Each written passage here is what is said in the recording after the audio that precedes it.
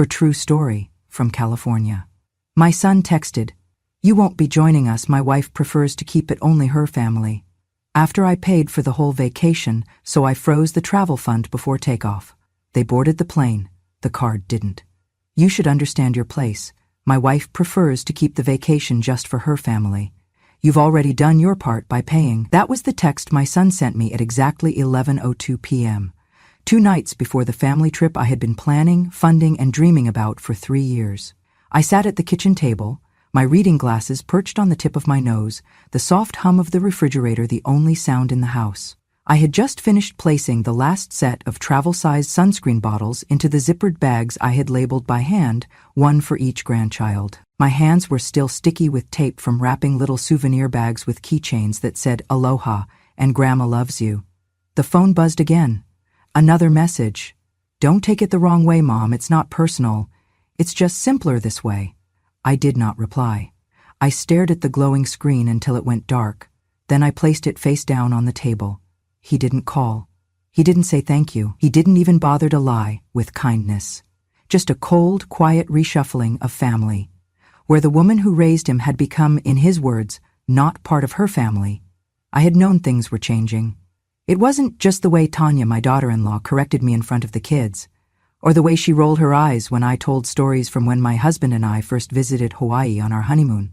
It wasn't even how she started hosting holidays at her mother's house and forgot to mention it until the day before. No, what told me everything I needed to know was the way she had looked past me. Not through me, but past me, like a waitress at a restaurant that had already dropped off the check. Still, I never thought Nathan would go along with it. He had once written me Mother's Day cards that made me cry. He used to bring me pink tulips every March, even when he moved out of state. When he was a boy, he told his teachers I was his best friend. I kept the picture he drew in 2nd grade, the one where I had a cape and the caption said, "My mom saves the day." Apparently, I was no longer part of that story. I looked at the small duffel bag I had packed for myself. Inside were 2 sundresses I hadn't worn in years, a photo of my late husband I planned to place on the dinner table during our night at the beach, and a small box of matches for the candle I wanted us all to light in his memory. The candle was lavender, his favorite scent.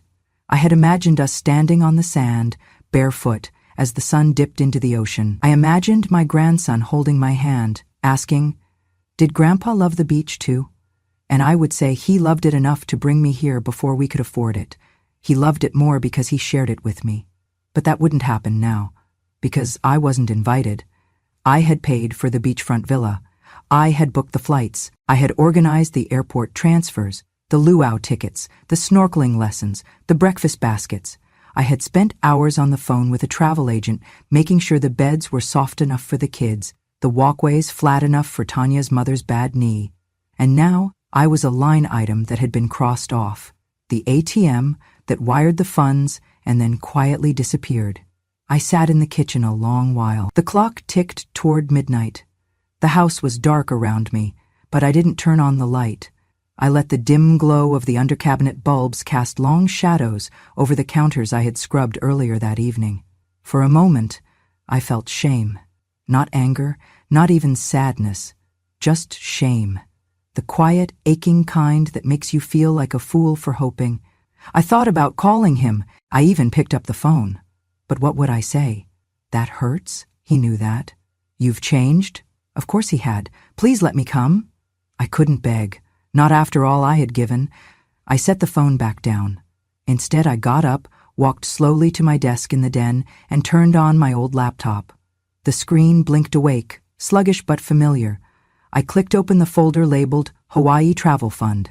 There it was, the total I had been building toward since the day I retired, $21,763.84. It had started with $10 bills tucked away in envelopes. Then I began selling old furniture, then tutoring English online at night. Every dollar had gone into this trip. I had set up a travel fund account, linked the payments for the villa, the airline tickets, the services. I had also set up all the cards to pull from one primary source, mine, because I trusted them, because I thought trust was something I had earned. The cursor blinked. I hovered over the button that said, Freeze Account. A simple click would pause all payments. A phone call to the travel agency would halt everything. I didn't click, not yet. Instead, I opened a blank document and I started typing something else. Not a response to Nathan, not a plea. A list. A new list. Of names. Women from the church who hadn't left the state in 20 years. My friend Carol, whose son hadn't spoken to her since she got cancer. Louise, who buried her husband last fall and still brought his photo to Bible study. Frances, who helped raise her grandkids but wasn't invited to their graduations. Beverly, who told me last month that no one had ever taken a picture of her on the beach. I saved the file. Then I went back to the bank page. I clicked freeze. A small box popped up. Are you sure you want to pause all linked transactions? I clicked yes. Another message. All linked cards will be disabled immediately. Yes. Then I sat back, closed the laptop, and took a deep breath. I picked up the souvenir bag I had made for my youngest grandson. I took out the keychain and placed it on the table. Then I unwrapped the others, one by one. And for the first time in 3 years, I let myself imagine a different kind of trip. One where I was not unwanted, not a burden, not a footnote, but a host. And I smiled. Not out of revenge, but out of something stronger. Clarity. It started with a jar. An old mason jar I kept behind the flower in the kitchen cabinet. I called it the dream jar, though nobody knew that but me. Every time I skipped buying something small, a bottle of vitamins, a movie rental, a new pair of house shoes, I'd take that money, in cash, and slip it into the jar. It wasn't much at first. $5 here, the welk there, but over time it grew, quietly, like hope tends to do. 3 years I saved. I canceled my cable. I stopped buying my favorite tea. I tutored students online for extra income, even when my joints ached and my eyes burned. I turned the heat down at night and wore double socks. I declined invitations to lunch, telling friends I had a tight month. They didn't know I was putting every dime into that jar. For what? For a memory. For one last beautiful moment as a family. Hawaii wasn't just a destination, it was a symbol.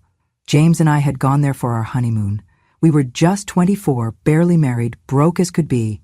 We shared a single suitcase and split sandwiches at lunchtime. He got sunburned so badly on the second day, he wore a bedsheet like a cape for the rest of the week. We laughed more than we ever would again. After he died, I made a quiet promise to myself. I'd take the family there. I'd let the grandkids see what he saw. Let Nathan feel the sand his father once walked. Maybe it would reconnect us. Maybe it would remind him of where he came from, of who loved him first. So I planned.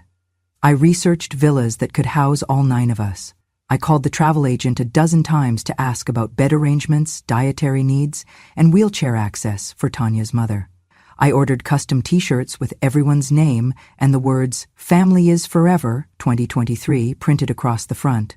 I chose a beachfront home with a fire pit. I imagined us sitting around it, lighting candles, one by one, each of us saying a word to describe James. I would bring his photo, the one of him laughing with his head thrown back, sun in his hair, and I'd hold it while we all said something good.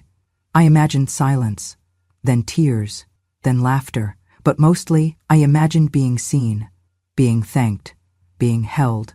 None of that happened. Because somewhere along the way, I stopped being part of the picture. I don't mean just the metaphorical one, I mean literally. I noticed it slowly. Fewer group photos. When they posed at Thanksgiving, Tanya would say, "Let's do one of just the kids." Then, "Let's do one with just our family unit." And by the time they were done, there wasn't time for one with me. At Christmas, they all wore matching sweaters, red with white trees. Mine was blue. I didn't even know there was a plan. Nathan would brush it off. "Oh, you're not into that stuff, Mom." But I was. I just wasn't asked. Tanya took over birthdays. She hosted everything at her mother's place. I was invited, but I felt like a guest. Once, she told someone, "Nathan's mom is here too," as if I'd wandered in uninvited. And always, she smiled like she didn't mean harm. But harm doesn't always come with raised voices. Sometimes it comes with exclusion. With omission, with being the one left out of every photo, every story, every seat at the table. But still, I planned. I held on, because this trip was going to bring us back together. Because once we were all under that Hawaiian sky, with waves whispering against the shore and children squealing in the sand. Maybe love would be enough to remind them. That was the story I told myself. That was the dream I built out of sacrifices, small and silent, until that text, that single text that turned a 3-year dream into a 3-second dismissal. You've already done your part by paying. Suddenly, every skipped tea, every cold night, every tutoring hour spent squinting at a screen felt foolish. I hadn't been building a bridge. I'd been building a pedestal, one they never planned to visit. I thought of the candles I'd packed, of the moment I imagined us holding hands by the fire. But the truth hit me like a wave breaking sharp against rock. They didn't want my stories. They didn't want my memories. They just wanted my money. And now that they had it, they wanted me to disappear. That night I went to the closet and unpacked my bag. I set the lavender candle on the table beside James's photo. Then I sat in the quiet and asked myself something no mother should ever have to ask. When did I become a burden in the family I'd built? The morning after the text, I woke up earlier than usual. Not because I had anywhere to be, but because I couldn't sleep. I kept hearing his words in my head. Not even his voice, just the words. Cold, typed, delivered through a screen. You've already done your part by paying.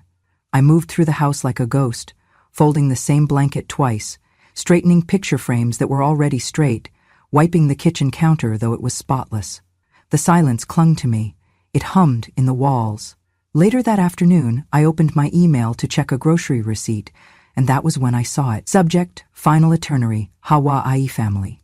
Passage, sent from the travel agency. I clicked it without thinking.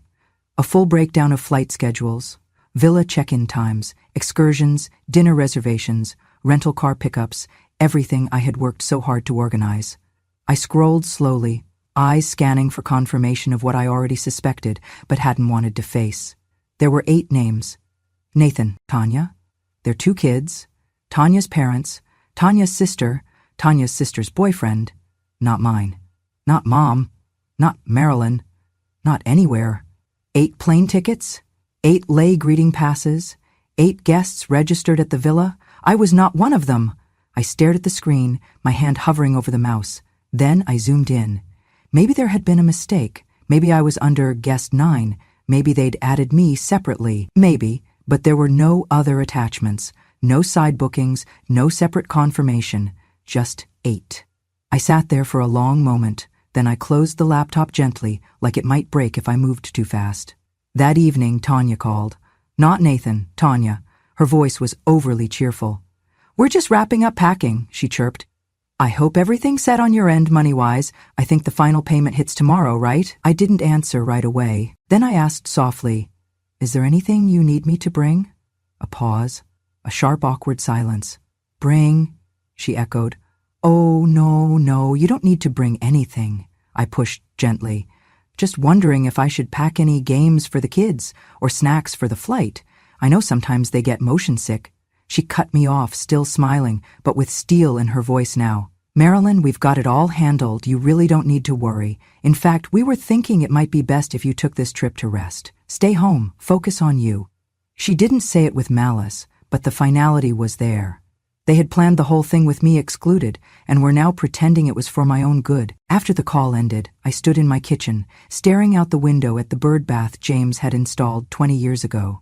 The water was still, not a ripple, just like me, not angry, not shocked, just still. I walked to the closet, pulled down the small fireproof lockbox, and opened it. Inside were the documents I'd kept since opening the travel fund, the account I created, the account I funded, the account linked to every single booking. I flipped through the forms. There it was in bold letters, account holder Marilyn Rose Monroe, authorized users none, no co-signers, no shared ownership, no alternate access. I sat down and opened my banking app. There it was. Travel fund, $21,763.84. Status, active, linked cards. 6 primary billing owner, me. That's when I started thinking about how easily they had erased me, how confidently, how they had spent my generosity like it was their right, and discarded my presence like it was a burden. I was never meant to go. They just needed the money. It had never been our vacation. It was a transaction. and I had been the bank. But the thing about banks is, they can close. I did not make any decisions that night. Instead, I turned off the phone, made myself a cup of peppermint tea, and sat with it. I let myself feel it fully, not just the insult, but the clarity. They did not forget me. They omitted me. And worse, they assumed I would be too passive, too old, too grateful for crumbs to notice. They thought I'd stay in the shadows and smile anyway. They forgot who raised them. I closed the app, and for the first time in months I slept through the night. I didn't yell. I didn't cry. I didn't call anyone to announce what I'd discovered. No dramatic phone calls, no explosive accusations. I simply made tea, sat in the chair James used to call the lookout, and stared out the window while my laptop blinked awake beside me. The house was still. No TV, no radio, just the wind tapping against the pane, and the occasional hum of the fridge. And in that silence, something inside me settled, not like calm, but like stone. I was no longer confused. I was no longer waiting for an apology. I was planning. I opened the banking application and scrolled to the travel fund section. My name was still at the top, account owner. I checked the linked cards, 6 in total. 1 for the resort, 1 for the car rental company, 1 for the airline, 3 for incidentals, food, excursions, entertainment, all set to auto-draw from the same source, my fund. I clicked the Settings tab. There it was, Transaction Lock Freeze Mode. I hovered over the toggle. A small note beneath it read, "Activate this setting to pause all outgoing charges from this account. Linked cards will be disabled. No new charges can be authorized without account owner verification." 1 click. That was all it would take. But I didn't click it yet. Instead, I opened another tab, the one for my calendar. I marked the departure day with a red circle. They were scheduled to leave LAX at 10:45 IEM, local time. If they arrived 2 hours early for check-in, that meant I'd want the freeze to begin at around 8:15 IEM, just as they queued up at the gate, confident everything had been paid for. That would be the moment the cards stopped working. But only if I told them not to. Only if I held the silence long enough. Still, I didn't press the button, not yet, because once you decide to stop playing the role people assign you, the good mother, the generous grandmother, the smiling supporter who never asks for anything back, there's no returning to that mask, and I wanted to be sure. So I gave them one last chance. Just one. I sent a message to Nathan, simple, soft. Me. Let me know if you'd like any help with the kids' bags or snacks before the trip. I can bring some extra motion sickness bands for Olivia. No reply. An hour passed. 2. I could see that the message had been read. Still nothing. No thank you. No acknowledgement. No we appreciate you. Just nothing. That's when I knew. There was no misunderstanding. This wasn't about miscommunication or forgetfulness or Tanya's preferences. This was about entitlement. About the quiet cruelty of people who think love is a one-way transaction. I was the vault, and they were cashing out. But not anymore. I returned to the banking app. My finger hovered again. Then, without hesitation, I clicked. The icon turned blue. The message updated. Freeze mode activated. All transactions are now paused. Manual authorization required to resume. Done. I stared at the screen for a moment, letting it sink in. There would be no confirmation email sent to them. No alert, no warning. They would find out the way I found out I wasn't invited, in the most silent, undeniable way possible. I leaned back in my chair, took a sip of tea and exhaled. It was not revenge. It was reality. A reality they chose. But that did not mean I had to fund it. Over the next 48 hours, I said nothing. When Tanya posted a photo of matching beach hats on social media, I didn't comment. When Nathan texted the family group chat a final, ready for takeoff message, I didn't respond. And when my youngest granddaughter sent me a voice note saying, "Grandma, we're going to see sea turtles," I saved it, pressed it to my heart, and said aloud, "I'm sorry, baby, but someone had to teach your parents the value of presents." Then I returned to my laptop and opened a new spreadsheet. This time, it wasn't for them. It was for me. I made a list titled, "Those Who Deserve to Be Seen." At the top, I wrote, Carol, Beverly, Louise, Frances, Nora, Denise, each one a woman like me, overlooked, underestimated, overused. and beneath each name I began mapping what a vacation could look like, not for reward, but for restoration, not out of pity, but out of power, because if I was going to be the one holding the checkbook, I would decide who was worth the trip. That night I slept with the window open. The wind whispered, like a secret finally spoken. They had their bags packed. They had their boarding passes printed. They thought the only thing left was the flight. But the flight runs on more than fuel. It runs on trust. And they had none left with me. They left for the airport with matching luggage, straw hats, and that soft, smug air people wear when they think everything has gone exactly according to their plan. Tanya posted a photo on Instagram from the backseat of the Uber, the kids grinning, Nathan making a peace sign, her own caption reading, "Off to paradise, family only, the last part cut like glass." I saw it while sitting at my kitchen table, sipping coffee from a chipped mug I had owned since before Nathan was born. The same mug he once made me breakfast in bed with when he was 9 years old. I did not like what I felt, but I did not look away. I watched their story unfold, frame by frame. At the airport, at check-in, at the gate, luggage stacked, kids jumping. Tanya's mother posed beside the airline sign like it was a red carpet. 8 smiles, no seat for me. Then the message came in. "Nathan, hey, getting weird error at check-in. Can you check the travel account real quick?" I didn't reply. 5 minutes passed, then another. "Nathan, they're saying the card was declined multiple times. You see anything on your end?" Still, I said nothing. Then the calls started. At first, 1 every 10 minutes, then every 5, then back-to-back. Voicemails followed. "Mom, it's me. Just give me a quick call, please." "Okay, I'm not sure what's going on, but we can't get the rental confirmed. It's saying funds unavailable. Can you look? Mom, please, the kids are freaking out. Just tell me if something happened to the account." I kept the phone face down. The clock read 8:27 a.m. The flight was scheduled to depart at 10:45 p.m. I pictured them standing at the counter, scanning and re-scanning those plastic cards, Tanya growing more frantic with each beep of denial, her parents asking questions in low, sharp tones, Nathan sweating, trying to pretend he was still in control. Then came a voicemail with a different tone, a low, urgent whisper. "Mom, I don't know what you did, but if this is because of the text, can we please talk?" No apology, no admission, just an offer to talk, now that their plans had fallen apart, and still I said nothing. The resort called next, not to my phone, but via email. Subject: Booking cancellation request confirmed. Dear Miss Monroe, we have processed the requested cancellation of your villa booking. Due to the account freeze, associated charges have been reversed. As per your authority as the sole account holder, no further action is required. We hope to welcome you in the future. I read it once, then twice, and finally I allowed myself a small, bitter breath of release. They would not be welcomed. Not there. Not now. Maybe not ever.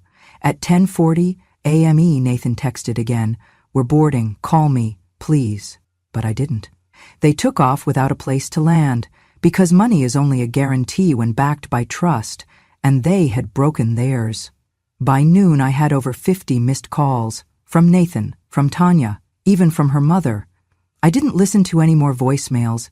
I went for a walk instead. The air was warm, birds chirped. A neighbor waved and asked if I was heading anywhere for spring break. I smiled and said, "Not yet, but soon." When I returned, the phone had finally stopped ringing. Instead, there was one new message. "Nathan, look, if this was about what we said, maybe we messed up, okay? I don't know, things got twisted. But the kids are here, they're excited. We can still fix this. Please, just unlock the account. I promise we'll talk everything through when we get back."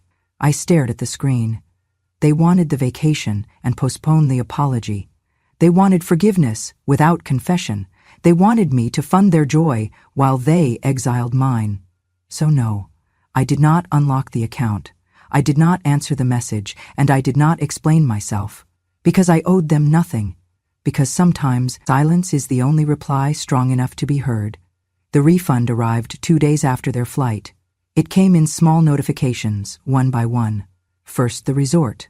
Then the rental car company, the airline taxes and fees, the tour packages, the private chef deposit, the lays, the luau, the snorkeling excursion, all returned, all reversed, all mine again. My travel fund account, once drained by love, was full again. But this time, love would not be blind. This time, I would spend it differently. Not for appearances, not for people who viewed me as a wallet with wrinkles.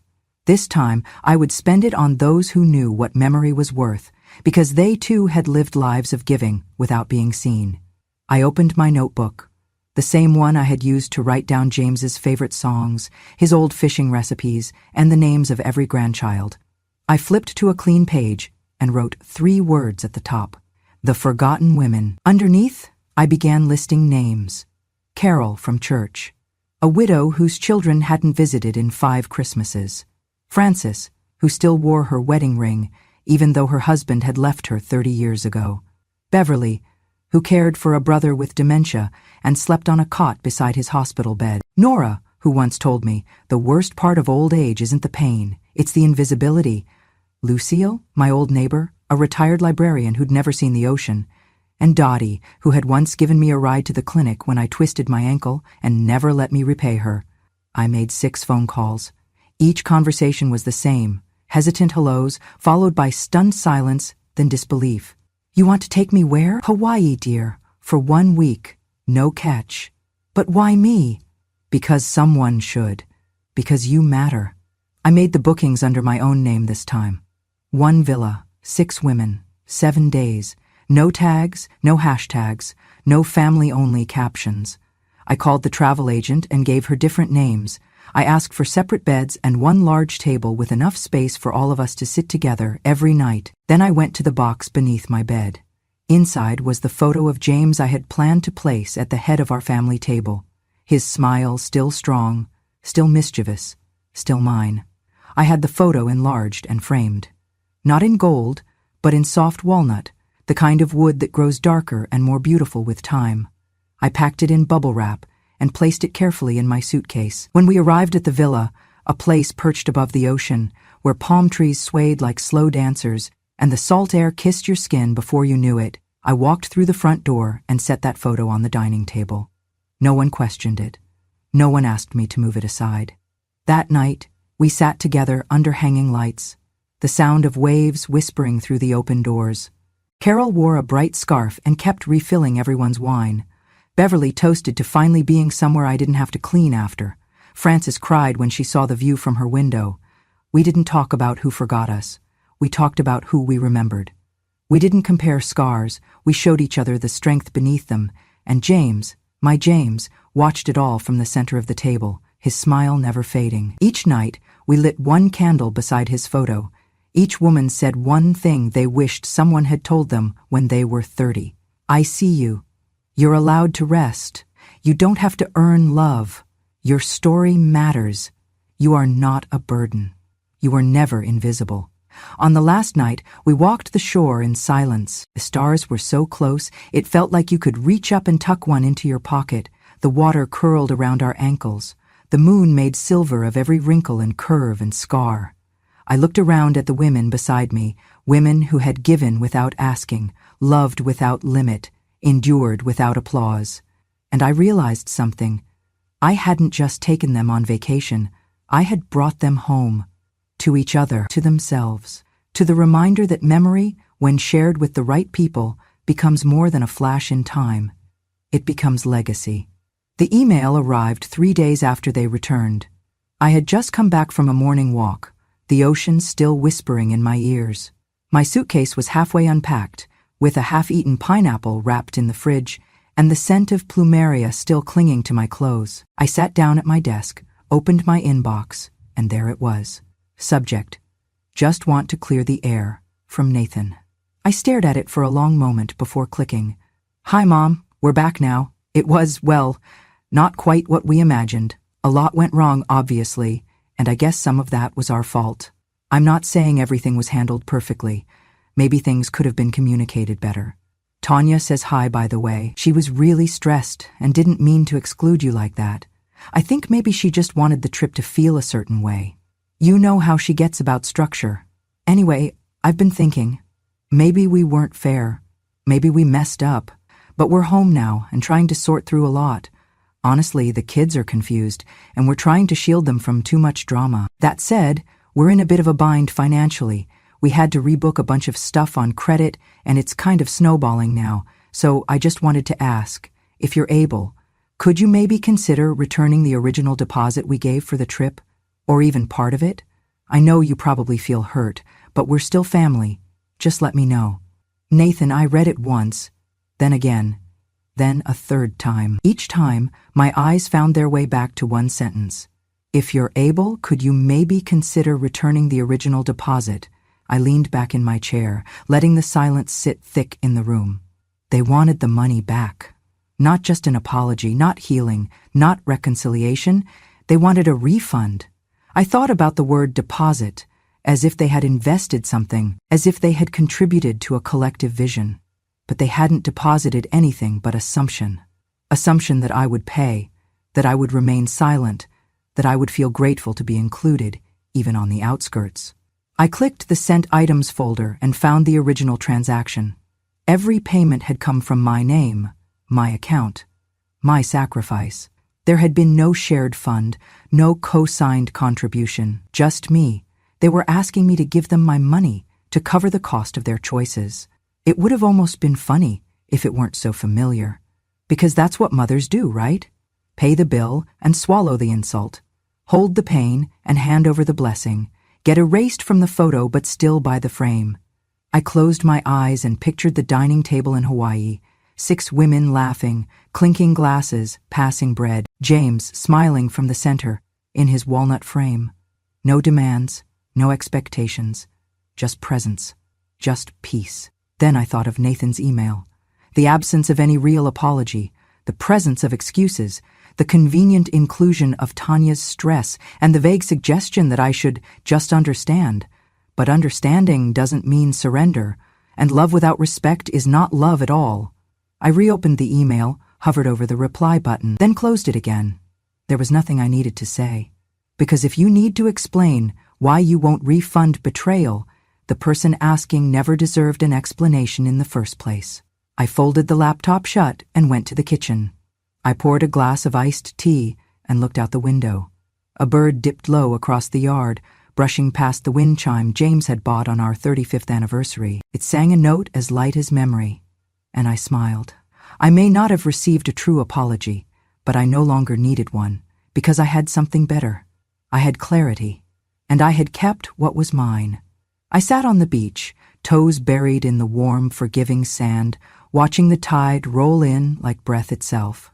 The sky was the kind of pink that only appears in postcards or memories you swore you'd forgotten. Behind me, the villa glowed with the sounds of women laughing, not loudly, not for show, but in that low, full way that comes from somewhere deep, from someplace healing. Frances was telling a story about the time she took the wrong bus and ended up 3 towns away from her wedding rehearsal. Carol was trying to teach Beverly how to hula, with a flower tucked behind one ear. Dottie was singing an old lullaby under her breath. And Nora, sweet Nora, was writing a postcard to herself, addressed to the home she said no one had written to in over a decade. I watched them and thought, this is what family looks like when no one's trying to impress each other. Just presence. Just joy, just permission to be. It had taken me a long time to understand that love doesn't come with volume, it comes with consistency, with showing up, with listening, with choosing someone even when they're no longer convenient.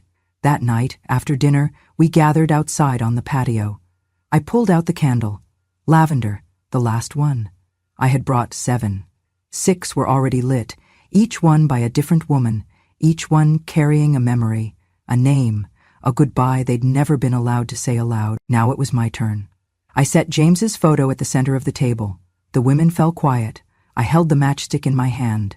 This, I said softly, was supposed to be for all of them, for my family. But I think maybe it was always meant for this. I struck the match. The flame flared, then steadied.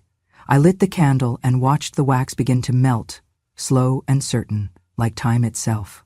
One of the women, Beverly, reached over and touched my hand. I didn't think I'd feel this again, she whispered. Peace, gratitude, like I mattered. She looked at me, tears welling in her eyes, and I didn't think it would come from someone like you. Someone like me? I asked, smiling. Someone who knows, she said, what it's like to give everything and still be left outside the door. I didn't respond. I just held her hand a little tighter. After the candle burned for a while, I stood up and walked down to the edge of the beach. The women followed behind me, slowly, barefoot, each carrying a seashell or a ribbon or a single written name tucked in their pocket. We formed a circle in the sand. No ceremony, no script, just silence. And then I said it, not to them, not even to James, but to the part of me that had needed to hear it most. I'm not sad anymore. Because I wasn't. I wasn't angry either. I wasn't waiting for Nathan to call. I wasn't hoping Tanya would realize what she'd done. I wasn't holding out for some teary reunion where everyone finally understood how much I had carried. I had stopped carrying it. And for the first time in decades, I felt light.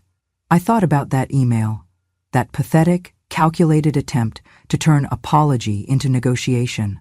I thought about the years I spent trying to be enough for people who only saw me when they needed something. And I smiled. Not the kind of smile you wear at family gatherings where you're handed a paper plate and told to sit at the kids' table because there's no more room. No, this was the kind of smile that comes when you realize you were never the problem. You were just giving your best to people who'd already decided it wasn't enough. That's when the words came, quiet as the wind. Kindness breeds entitlement. So I erased that kindness. And now I owe nothing to anyone. Not because I was bitter, because I was finally free from expectations that had only ever drained me. Free from the weight of false belonging. Free from the performance of motherhood that required constant sacrifice without ever being asked, "And what about you?" I stood at the shoreline and let the waves come to me. They wrapped around my ankles and pulled at the sand like they were saying, "Let it go." So I did. I let go of the dream of a family that would hold space for me. I let go of the house I helped build, but was never welcomed in. I let go of the quiet, endless reaching for approval I'd already earned 1,000 times over. And what remained was this: a handful of women, a villa glowing behind us, a husband's smile frozen in a photo, and a heart no longer begging to be seen. I turned back and looked at them, my chosen family, and thought, I was never left behind. I simply found the ones who were walking my way. If this story touched something deep in you, if you've ever poured your heart into a family that forgot you, if you've ever been erased and had to write yourself back in, then you belong here. This is Grandma True Stories, where silence becomes strength and memory becomes power. We tell the stories no one else dares to, of mothers discarded, of women who endured, of legacies rebuilt, not with noise, but with truth.